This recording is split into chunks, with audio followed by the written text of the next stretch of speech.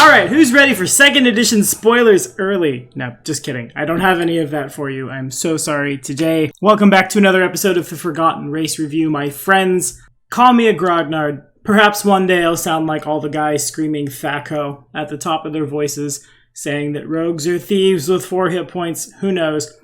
But I love Pathfinder 1st Edition. Pathfinder 1st Edition is going to stay on the channel, and today, on the Forgotten Race Review, we're looking at an Aasimar bloodline. Today, it's all about the Musetouched.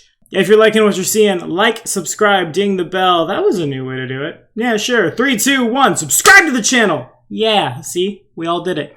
And remember that patronage at any tier gets you to the top of all of our request lines, gets you access to our Discord, and hey, maybe even some Pathfinder 1st or 2nd edition games. But today, this episode of the Forgotten Race Review is brought to you, in part, by Mr. Josh King, the most generous man on planet Earth. Does anyone know what a Shure SM7B is out there? I'm assuming at least one person does. I got one coming. And a bunch of soundproofing stuff. And a boom stand. And soundproofing curtains. I'm going to turn my space into a real studio. And we couldn't do it without... Basically, once again, I don't care if Chewie dies. The Chewie to my Han. Thank you for your help, my friend. Now, Aasimar time! So I'm pretty sure by now we all know what an Aasimar is. Of course, the Izada are a different thing entirely. These guys are a race of Celestials native to the plane of Elysium, where the chaotic goods go when they die. Izadas are champions of freedom and goodness.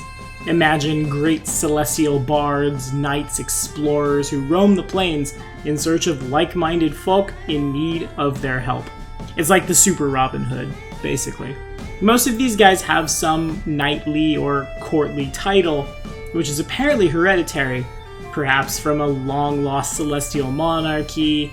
In any case, the Izada do not exploit these titles to exert influence over one another, instead using them basically for personal identification, because don't we all like to puff our chests out before we come and spirited charge a demon to death? I know I do. And of course, when you're off visiting the material plane, helping those in need of help, sometimes you'll run into a mortal and sometimes things will lead to things, and of course that can cause an Aasimar to be born. The Izada-blooded Aasimar, or Musetouched as they are called, epitomize freedom and joy. And honestly, they're the most likely of their kind to be found in the generic role of adventurer. The Musetouched are imbued with an undeniable spirit of wanderlust, feeling a constant urge to explore new places, meet new people, and battle evil anywhere that they find it. Of all the Aasimars, and there are many, as we've learned on this channel, the Musetouched tend to be among the most beautiful by human standards. This is probably because lots of the Izada resemble elves or fae. They possess features with an unearthly charm. Think long hair of an impossible color by humanoid standards, limpid jewel-toned eyes. I wish my hair was green. I think my hair would look good, that shade of green. I'm just gonna put that out there. As for our stats, remember kids, an Izada can spring from any humanoid. Your age of adulthood and your height and weight, therefore, are around the size of your parents. Max age may vary as well. Sometimes you live a little longer, sometimes you live as your parents' race. I know I've probably contradicted myself like 20 times over in this series. Nah, it'd be fine. Basically, flavor to taste, everyone. The Izada-blooded Aasimar receives a +2 to its dexterity and charisma, which I'm not upset about. Those are the 2 best stats in Pathfinder. We're looking at a medium native outsider with a base speed of 30 feet, unless your parents happen to be taller or shorter, with resistance to acid, cold, and electricity 5. The Izada-blooded Aasimar replaces the +2 racial on diplomacy and perception, instead with a +2 racial on diplomacy and perform, and gains glitter dust as a spell-like ability instead of daylight. So that's fun. We had that happen in Carrion Ground. Walk in the room, glitter dust, thinking a haunt will pop up. Instead, it's just the monster tactician's eagles that are all now just bright with the holy light of... well, not holy at all. You get the point. Everything is shiny. Oh, and dark vision, out to 60 feet, of course. Now, I actually have one of these kind of on the back burner. I, like many of my friends, have a bad habit of making like 25 backup characters should one of my characters get killed in a long-term game. I suppose I need to coordinate with my GM about this.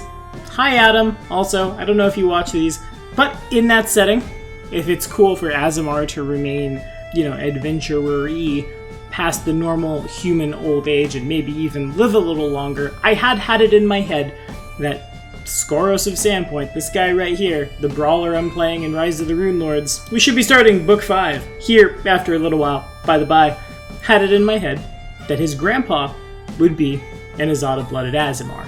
Perhaps having to dye his, royal blue hair so he doesn't stick out when he goes out places, wandering with the Verizian caravan, star knife in hand, because bards are fun. And I could talk about that character even more, but I shouldn't, because I'd really like to focus on the guy who wants to spend his wealth from Jorgenfist getting the entire population of Sandpoint drunk for his birthday. #goals. Anyway, GMing for these guys is pretty straightforward, I would say. They have the Wanderlust, they have the go explore, find new things, combat evil. It's like a bard, and it's got great stats for a bard. Except, combat evil, don't commit evil. High charisma does not give license to meme, kids. But in any case, that's all the time we have for today. Have we played an Azada-blooded Aasimar? How do we feel about Aasimars in general? How long before we get these planar scions in Pathfinder 2nd edition? Oh yeah, on that note, when we start seeing non-core races, we'll talk about them. Please believe as soon as I see official ancestries. Forgotten Race Review 2... I can't say Electric Boogaloo. What will that one be called? Forgotten Race Review 2! This time it's personal! Or something like that. I don't know. But you'll see them. In any case, next week on the Forgotten Race Review, it's another Aasimar heritage. One that I don't think we talk about enough. The Garuda-blooded Aasimar. I'll see you then.